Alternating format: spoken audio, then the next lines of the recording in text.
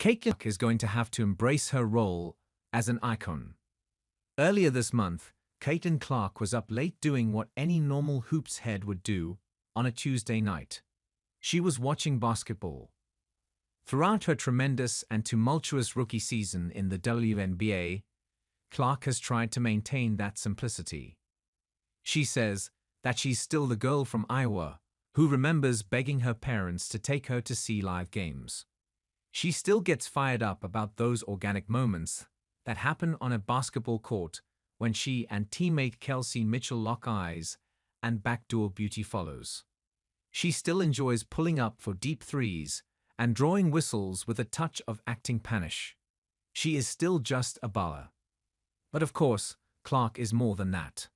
Everyone else has made her more. For fans around the WNBA, she's the ignition to the Indiana Fever's renaissance and the raging fire behind the league's swell in attendance this season. For media outlets, she's the clickbait cash cow. And for her adoring fans, she's Taylor Swift in basketball shorts. She makes respected legends walk themselves in the crosshairs of criticism and emboldens idiots on the internet to send lewd or racially motivated harassment to her rivals. Caitlin Clark is, and that's where everyone else fills in the blank. Inside the sold-out arenas and on social media, she represents anything we desire her to be, the good and the bad. Now she's on the eve of her first playoff appearance, after helping her franchise snap a postseason drought that lasted 8 seasons. Game 1 against the Connecticut Sun will surely feature unprecedented ratings, even against the backdrop of an NFL Sunday. As long as Clark's team keeps on playing, the attention will mount. She will be whatever the day's narrative needs her to be.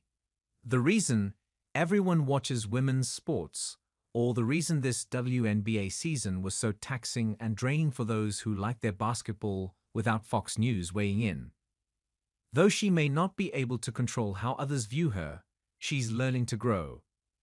Being an icon in sports and culture, while still being herself, just a baller. I feel very lucky and fortunate to be able to play basketball at the highest level, Clark said Thursday night in Washington. The things that I'm most proud of is definitely my mentality and my approach every single day, and I think that can take you a long way. You don't get caught up in what everybody else thinks about you.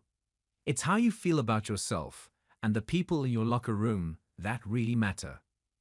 I witnessed the bookend to Clark's season, watching her rookie debut, coincidentally, against the same Sun team the Fever will face in the best-of-3 series, as well as in the regular season final. By Thursday night, long gone was the shaky first-year player who committed 10 turnovers at Mohegan Sun Arena. Instead, the player in Capital One Arena resembled the one who emerged after the Olympic break, much more in sync with her teammates and in control of the game.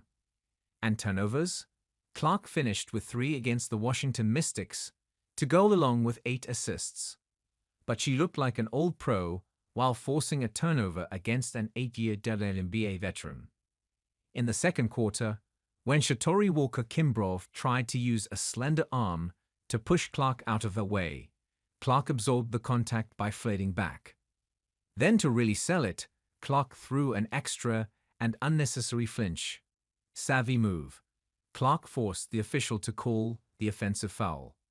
However, the stretch between her debut and finale, that's when the evolution happened.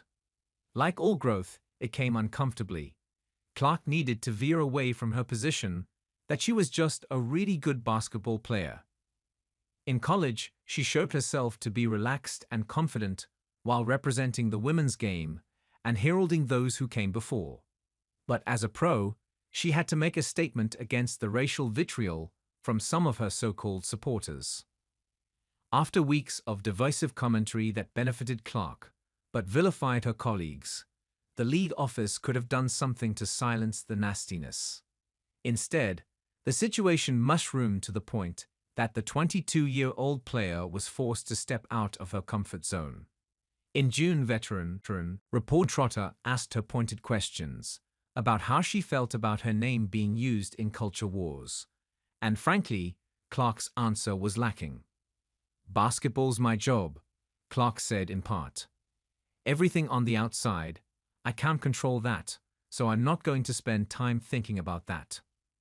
Trotter pressed on, asking whether she was bothered by the weaponization of her name. Clark sounded like an athlete who was frustrated by the continued line of non-basketball related questions, and simply said, No, I don't see it. That's not where my focus is." It wasn't until later that same day when Clark attempted to clean up her comments. She appeared better prepared for a similar question from a different reporter. "Yeah, I think it's disappointing. I think everybody in our world deserves the same amount of respect.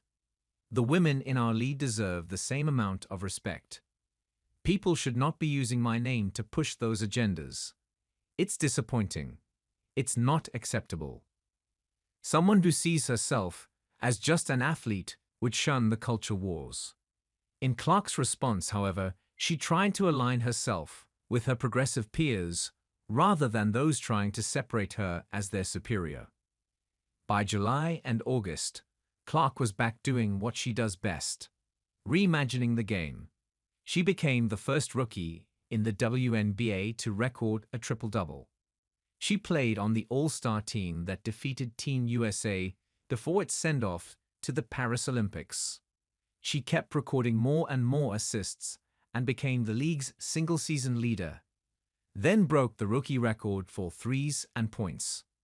She was growing as a bowler, and then the biggest pop star in the world decided to endorse Kamala Harris. On Instagram, Clark liked Swift's post that was in favor of Harris for president, and she suddenly found herself back in the swirl of noise and attention. Her own page came under siege by disappointed Clarkies. "Just threw away my jersey #Trump 2024, one commenter posted. Though Clark did not reveal whether she intended her like to be an endorsement of Harris, she echoed messaging from the league and players' union on the importance of voting. "I have this amazing platform, so I think the biggest thing would be just to encourage people to register to vote," she said earlier in September. "That's the biggest thing I can do with the platform that I have, and that's the same thing Taylor did." This same month, when she didn't have to answer questions from a days before games or scroll through the cesspool that became her comment section, she was content at home, just being someone who enjoys late-night basketball on television. She had rooting interest in the matchups between the Chicago Sky and two-time reigning champion Las Vegas Aces, and the Atlanta Dream and Phoenix Mercury.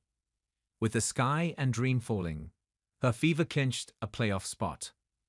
"I remember the game, and honestly, like I didn't have much of a reaction," Clark recalled. "Came to work the next day, and everybody was definitely happy. But we still had this whole month still to play." Even as her fame explodes, Clark tries to stay as normal as possible. She says she still shops for her own groceries. She buys scented candles like anybody else. The fall spice candles, Clark said, sharing with reporters her favorites for the season. She still goes to work after reaching milestones, looking to improve. For Clark, being a hooper is natural, but being an icon is tough. And in that role, she will need to improve more than just her game on the court.